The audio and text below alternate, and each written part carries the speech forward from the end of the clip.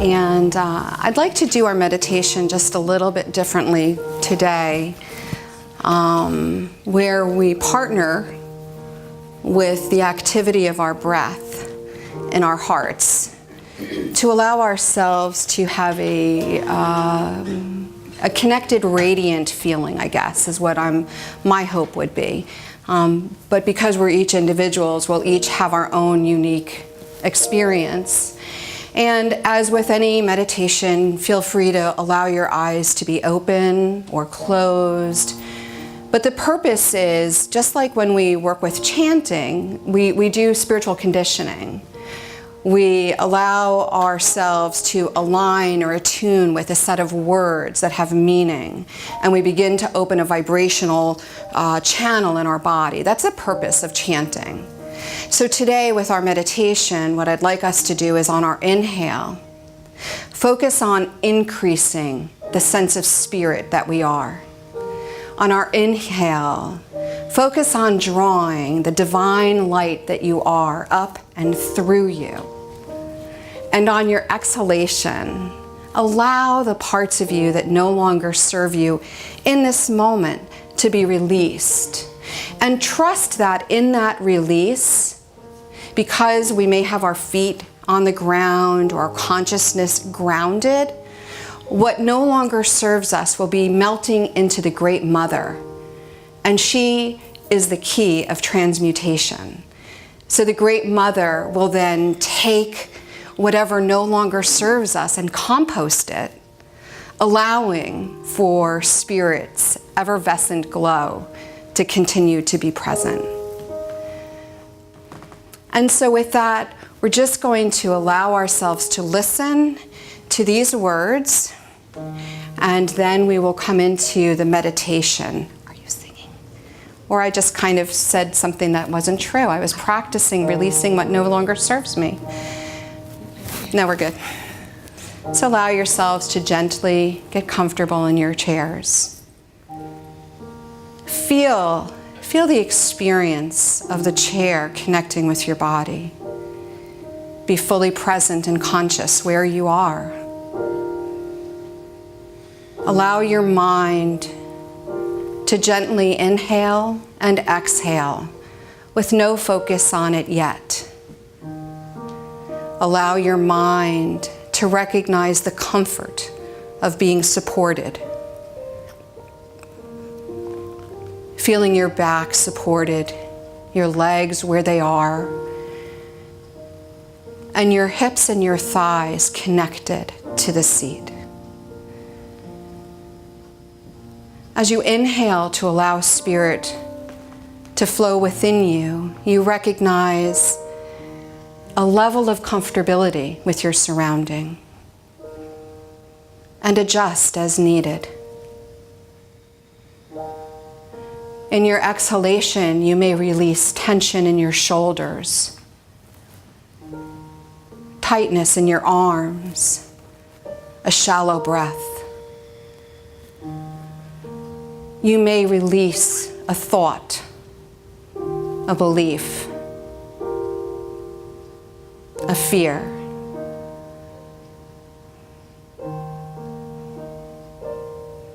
On your inhalation,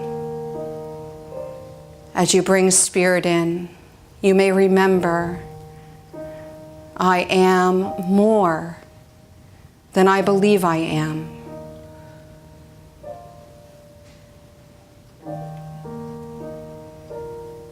On your exhalation, you may release a belief system that no longer serves you.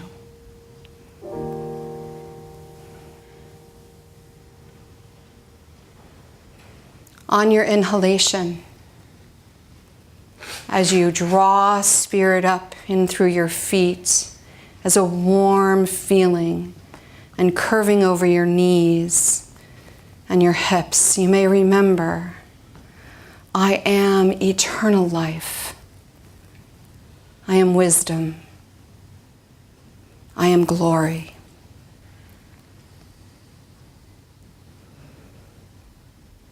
And on your exhalation, You may release a thought. I am alone. I am fearful. I am sad.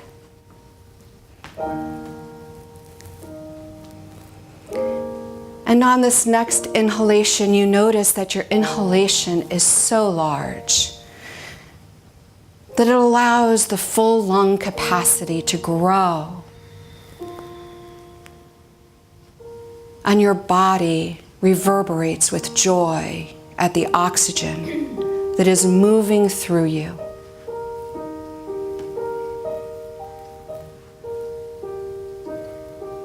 And your exhalation is becoming softer and not as noticeable.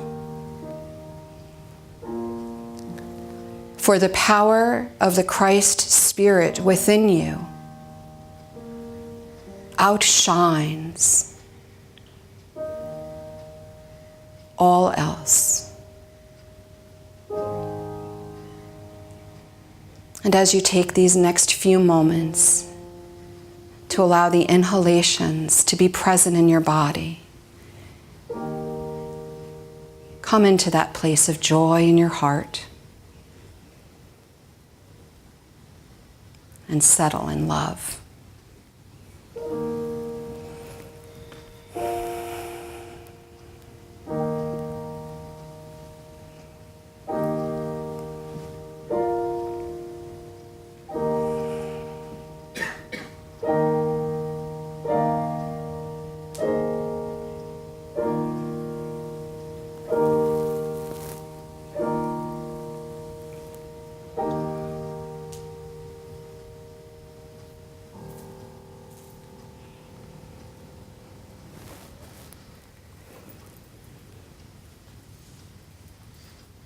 And very softly and very gently, invite that indwelling spirit that breath has connected you to remain present in your body. Feel again the bounty of support, trusting that you are supported in your human self, here in this chair, in this room, in this space, connected to the universal Christ that flows in us and among us.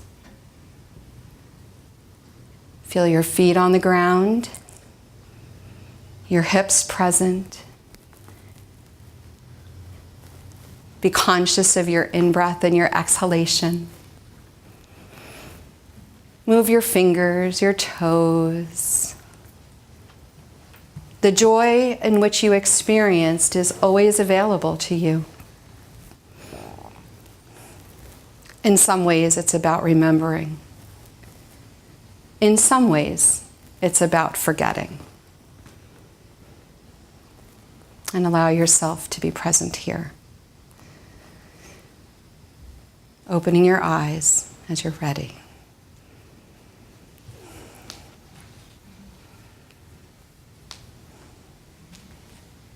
Leave them off, Frida Marie. Yeah, just for a little bit. No, leave them off. Yeah.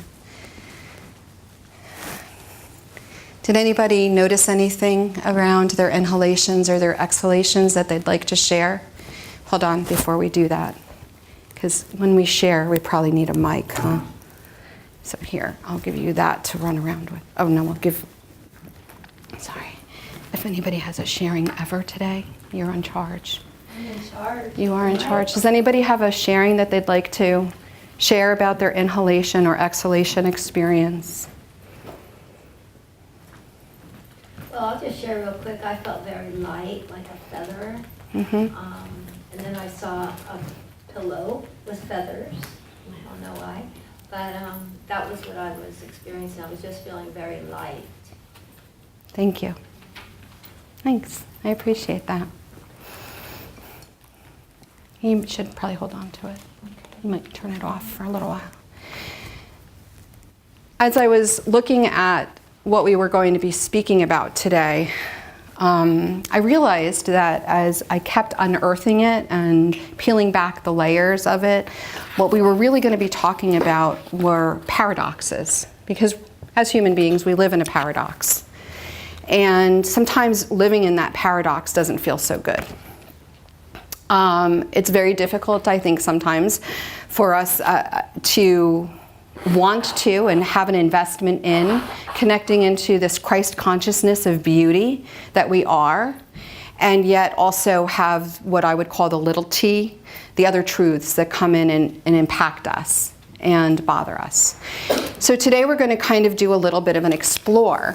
As I said in my little blurb, I found this really cool, which I actually left at home. Wow, how funny is that? I guess I don't need it.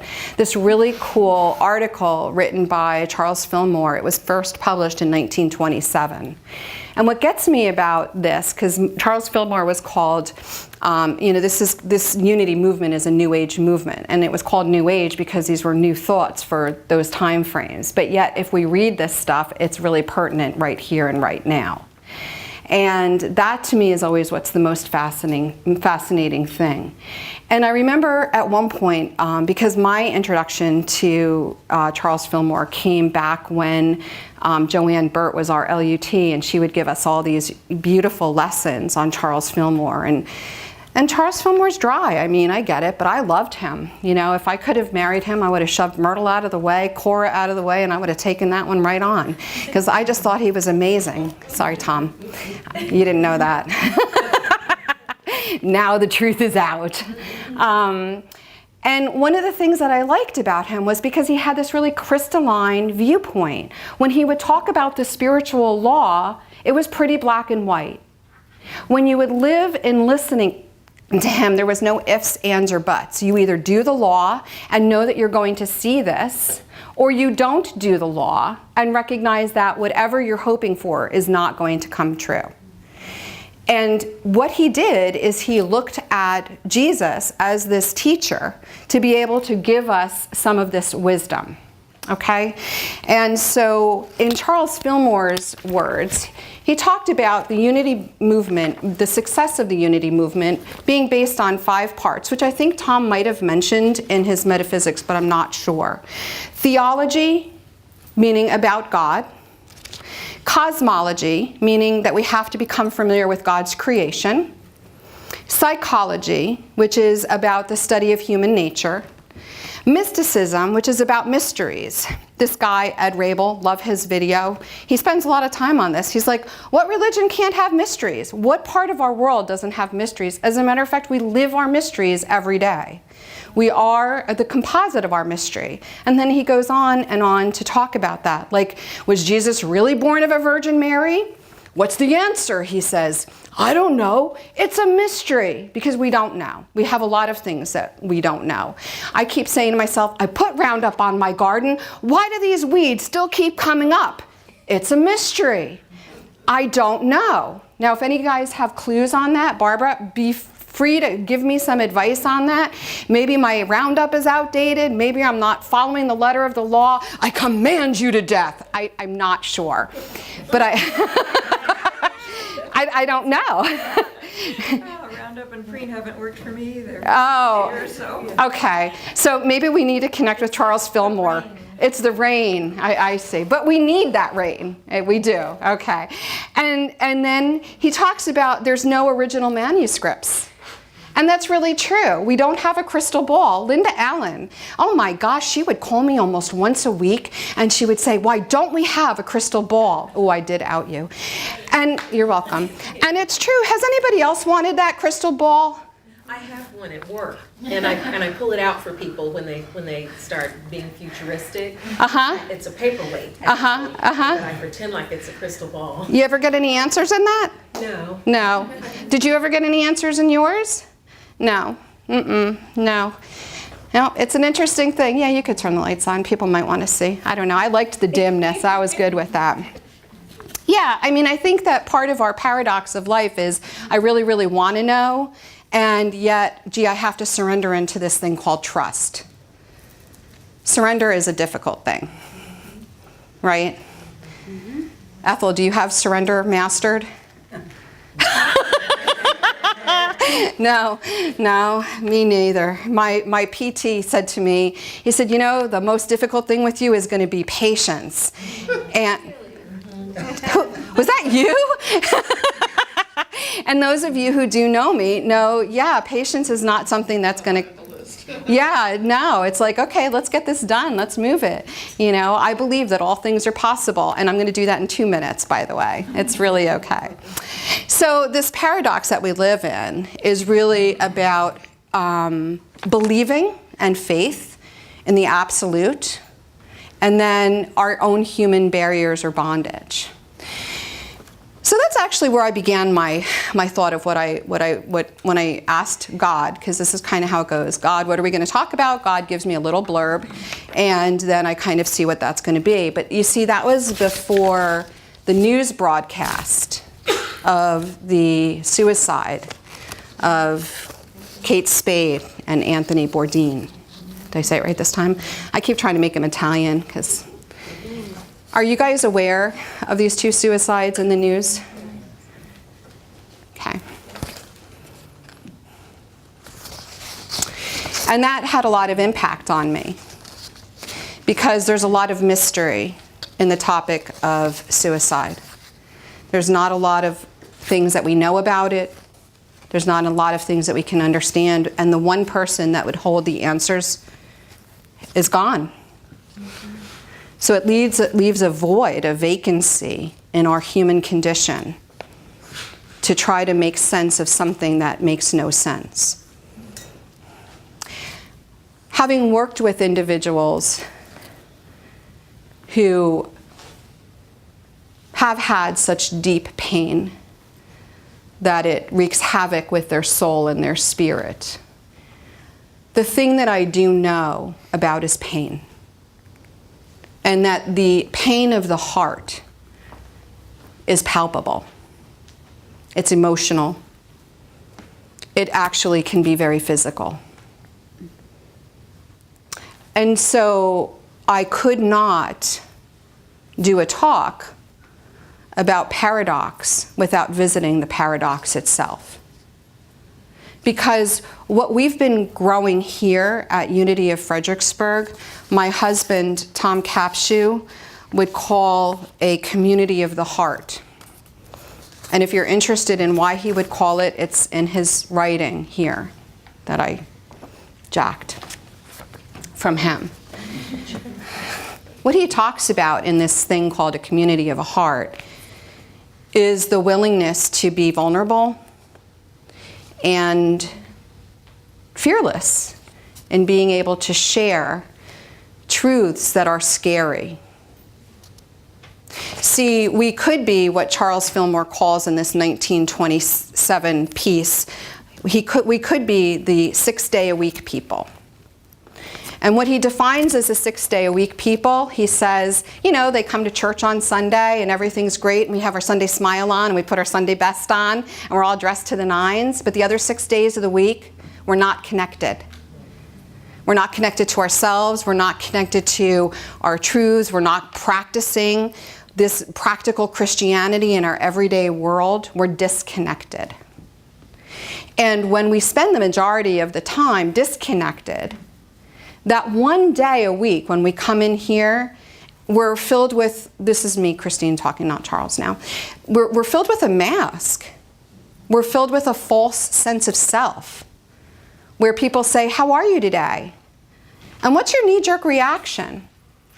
Fine. Right? So you might need to bleep this out. In the world of psychotherapy, FINE, the acronym stands for fucked up, insecure, neurotic, and emotionally dependent. And I excuse if anybody's shocked by that F-bomb, I apologize.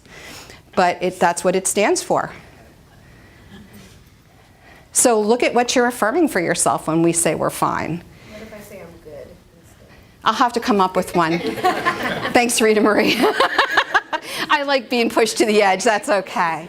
But it's really true, right? So people here knew about my knee surgery. People here today said, how's your knee? And I said, it's good, and it really is. I wasn't faking that. At 12 o'clock today, if you text me and ask me how my knee is, I'll let you know it's not going to be so good because I've stood on it now for a while. Bad girl. What did you just say? The meds are wearing off, yeah. Yeah, but I'm not saying anything about vegetables today, so we're good. It's all good. My point is about vulnerability and being willing to put our own essence of false self down to receive the full healing. To receive the full healing. So Charles Fillmore, this article that I wanted to bring to give to you guys, and maybe what I'll do is see how I can attach it as an email, because it's a phenomenal article. The whole article is on prosperity. The article is about how the kingdom of heaven is ours all along. And it's what we get to do with this kingdom of heaven. It's already been given to us. We, as our human selves, we do takesy-backsies though.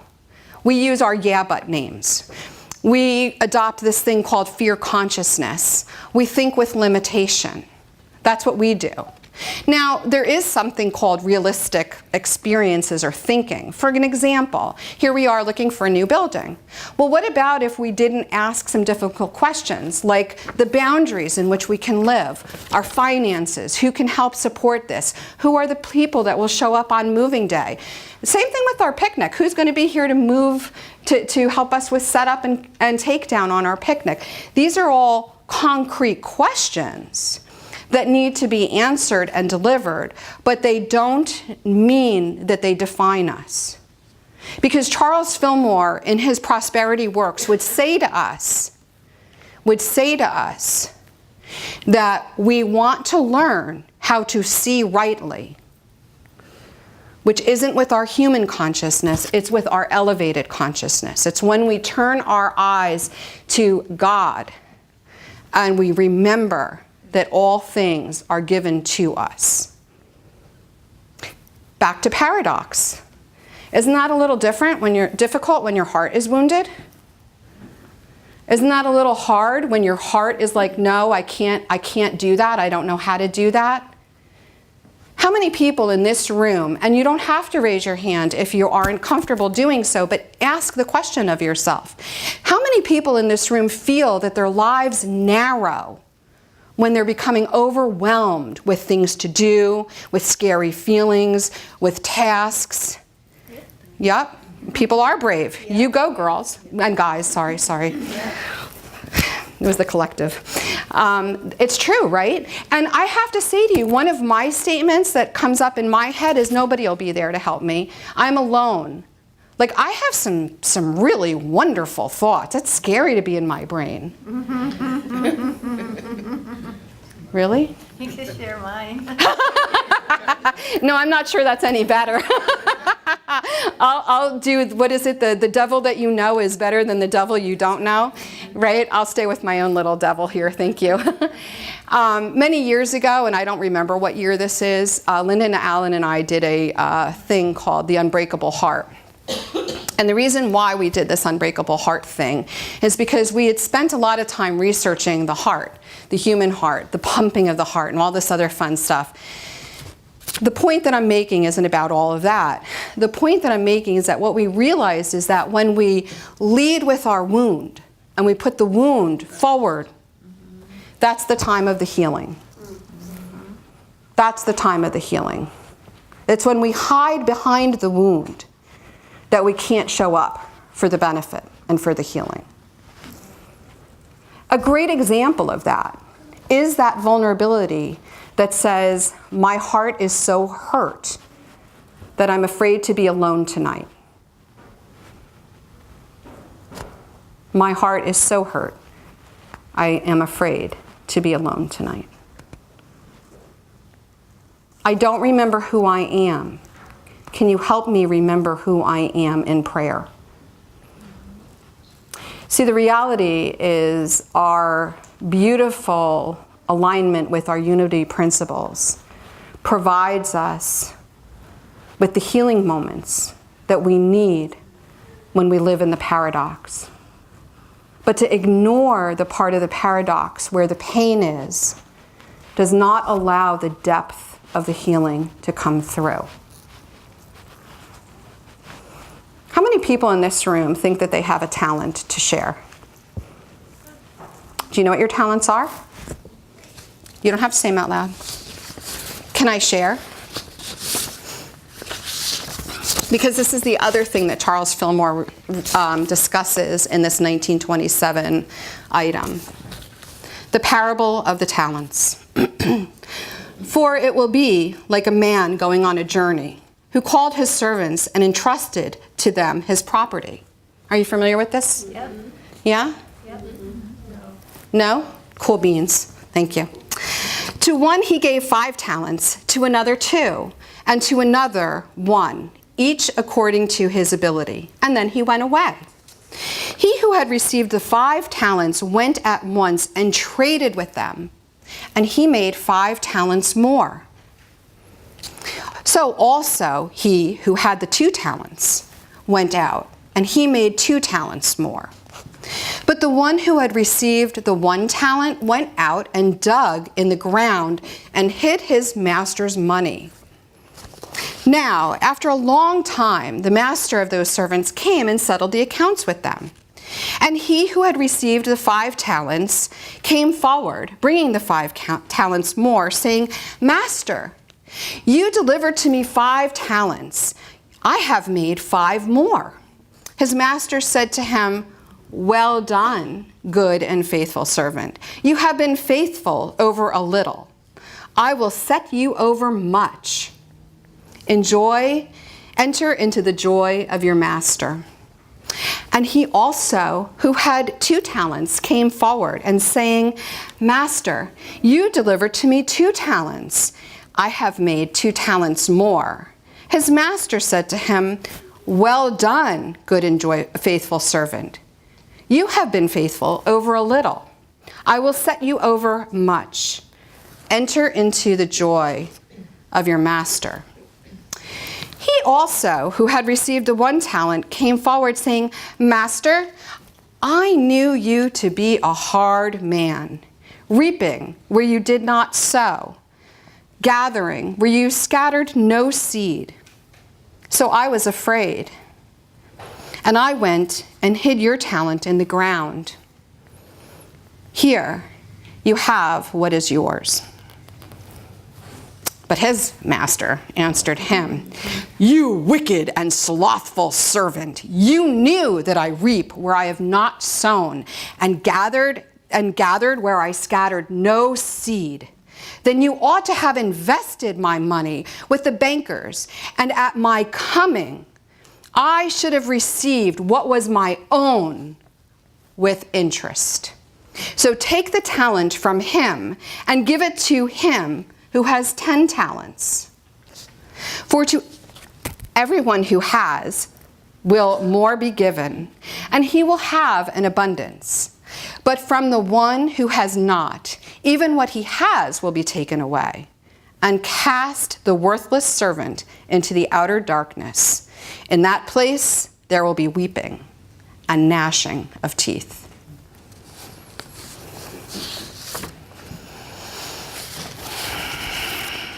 Isn't that crazy? So let's start that one again. Anybody in this room recognize that they have some talents? Yeah. Right. And so this is a parable of prosperity. When we do 4T, it's the tithing of time, talent, and treasure for the fullness and abundance of life. And so how do we define prosperity? Well, I had a prosperous week. Kay Kramer, I saw on my phone, it said K work, because I still have you under K work. And I thought to myself, wow, I'm getting a phone call. And I answered it, and it was Kay. And I received a blessing in that contact. I had more, but that's the one I'm choosing just to share for time. And the reason why was because when we were complete with our conversation, I felt the abundance in my life grow. And at the same time, she said to me, hey, if you need any help driving around, I'm right here. So I knew that as she was blessing me, my presence would be blessing her. She offered the talent of her love. And the thing is I can deny that. I can say, no, I don't need help, right? Or I can be willing to be vulnerable and invest time in being seen by my friend. I can invest time in Kay thinking maybe I'm not pretty on the inside. Maybe I have faults. Maybe if she sees my faults, she might not like me anymore. The closer we get in our relationships, the more we can see each other's personalities. Are they faults in some places? Are they benefits in other places? So the reason why this talk is called Living Life Out Loud is because when we live in the paradox, we want to be able to come back into experiencing the full use of our talents. Kate Spade and Anthony Bourdain, they lived life out loud. They were fearless in what they did. And our suicide rates, by the way, are on an increase. And if you actually do the study about who it is that is choosing to end their lives, we might be surprised. We might be surprised to find out about our elderly, in addition to our young. We might be surprised to find out that 51% of suicides are through weapons, guns. We might be surprised to find out that when people have taken an attempt, that there's a high likelihood that they will be successful the next time. And the thing is that people remember Kate Spade and Anthony Bourdain as smiling. People were shocked. People were surprised. Do you think that's because they wear their Sunday smiles and dress up in their Sunday best? I don't know. But what about if I looked at a smile and I said, "How are you?" and the smile faded? Could I allow an empathetic response to my friend that just simply says, "I'm so sorry to hear that"? In Unity, we're not here to fix anyone. We might know our own spiritual truths, we might know what works, but can we be present with pain? Your pain or mine? Can we be a community of hearts? Can we love without abandon? Can we live life out loud? It's a great question. Enjoy thinking about that all week. If any of you have any questions or comments or thoughts, or feel vulnerable after today's talk because of the seriousness, please don't hesitate to find me. I'm here. And if anyone has a thought that you'd like to share as we close, I gave Deb that. The lighten things up, Mother Earth says don't use Roundup. That's what she's saying.